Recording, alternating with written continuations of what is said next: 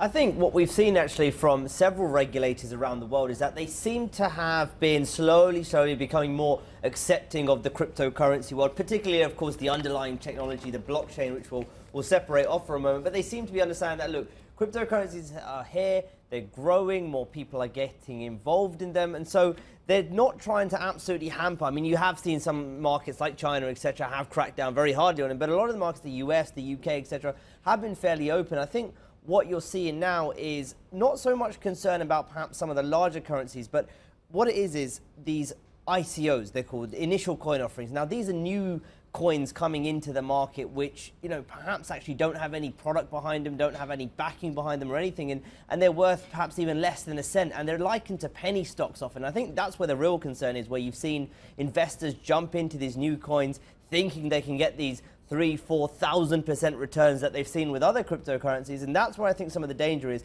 And often those coins are on slightly more unregulated exchanges, those exchanges that sit in more gray areas, that aren't as big, that aren't as widely used, that perhaps don't have as much regulatory oversight as some of the larger exchanges out there. And I think that really is the movement we're seeing here. It's not so much let's ban all cryptocurrency, let's get rid of it and let's tightly control it, but I think it's a bit more about how do we control some of those more rogue parts of the market. And I think that's where you're seeing the regulators move to now. But the fact of the matter is that you and I, if we wanted to, if we had the infrastructure, if we had banks of computers where we could mine cryptos, we could start our own platform. We could. And here is the problem. We absolutely could, and that is part of the problem. You know, what the SEC was saying essentially is, look, you guys are trading securities. We believe cryptocurrencies are by definition securities, and therefore they should be regulated in the same way as other securities are. And so we want to bring those platforms into our view, and that ultimately can only be a good thing. I think why you've seen the price reaction on Bitcoin is because there's a lot of people in the market who have perhaps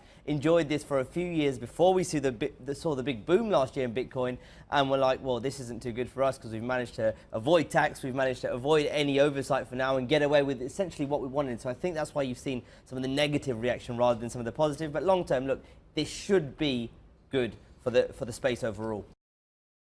Still watching? Perfect. Click here to watch another great video from CNBC International. Oh, and don't forget to subscribe. Thanks for watching.